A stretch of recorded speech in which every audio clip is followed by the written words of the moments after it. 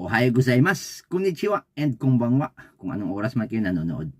So, ang video ko sa ngayon ay isi-share ko sa inyo kung ano yung ginawa kong racket dahil nga isang taon kaming walang overtime. So, mahina yung kita. So, nag-isip ako ng isang paraan para kumita ng extra.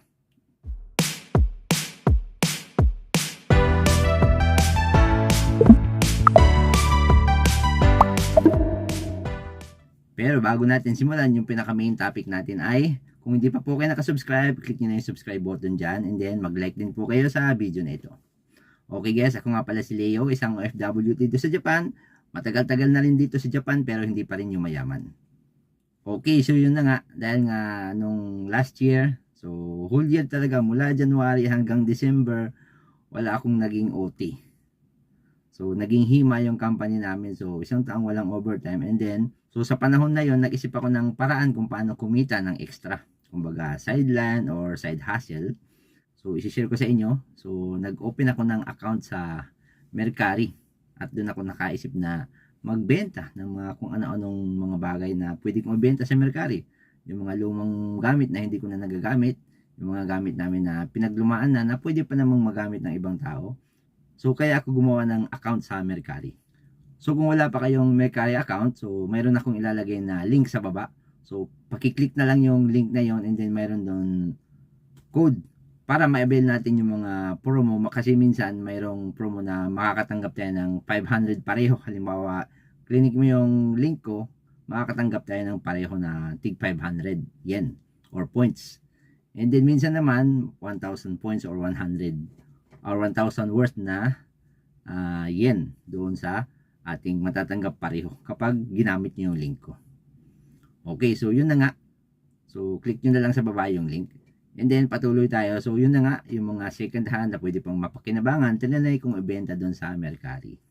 So, doon ko natutunan na kung paano mag-send, magbenta sa Mercari, mag-send ng package, and then mag-market na rin ng mga bagay-bagay na pwede pang magamit.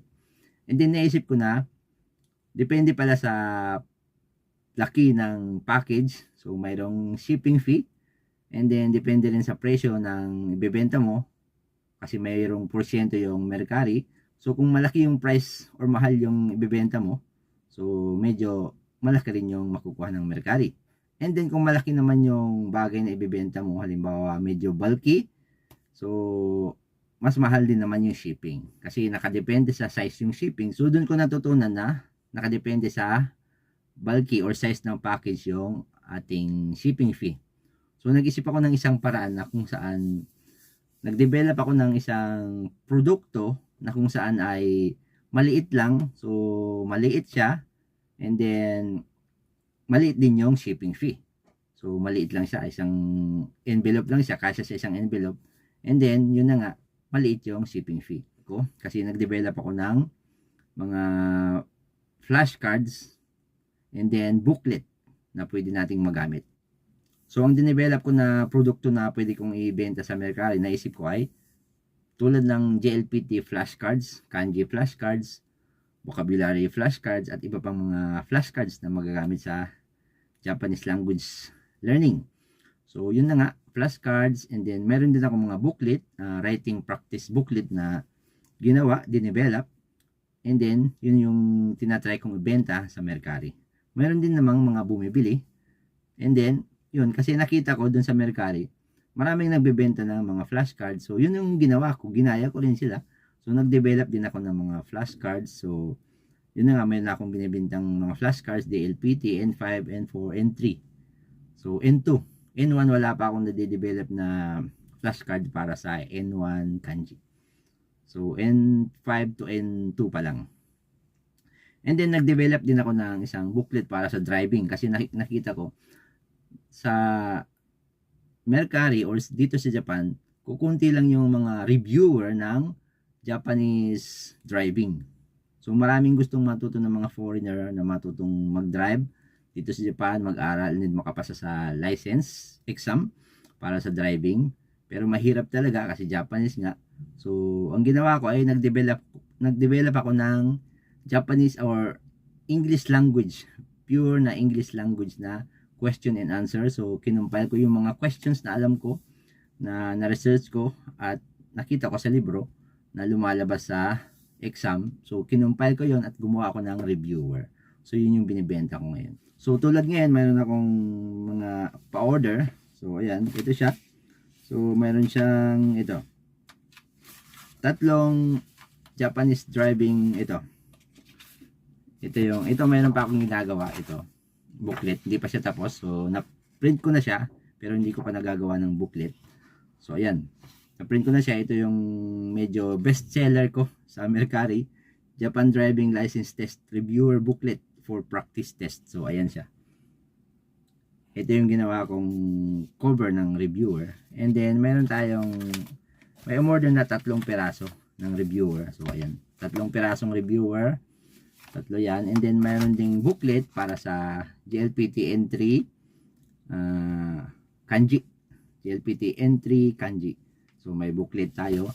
And then ito naman flashcard. Ayan, makapal siya. Flashcard. So ito naman yung GLPT N2 flashcard. So makapal siya, marami yan. So nasa 300 na flashcards. 300 kanji siya. So ayan siya. And then bumili rin ako ng ito. Yung thickness. So kasi mayroong limit yung shipping fee. Dapat 3 cm lang. So yan, giri-giri. Sakto lang. 3 cm. Papasok siya dyan. Kaya para pasok pa siya dun sa pinakamurang shipping fee. So yun yung ginawa kong product. So kayo, pwede rin kayo mag-develop ng extra income dito sa Japan.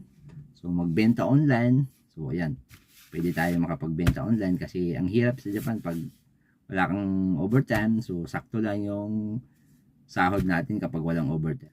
So dito sa Japan parang lumalabas na kapag wala kang overtime, 8 to 5 lang ang trabaho mo. So 8 hours lang ang trabaho mo araw-araw. So parang ang mangyayari parang isang kahig, isang tuka ang mangyayari sa atin dito sa Japan kapag 8 hours lang yung trabaho natin at walang overtime. So kaya naisip kong magbenta sa Mercari ng mga pwedeng mapakinabangan ng ibang kababayan natin, ng ibang nandito sa Japan. Okay guys, sana nakatulong yung shinare ko na to. Sana ay magkaroon kayo ng inspirasyon sa isang video na shinare ko na to.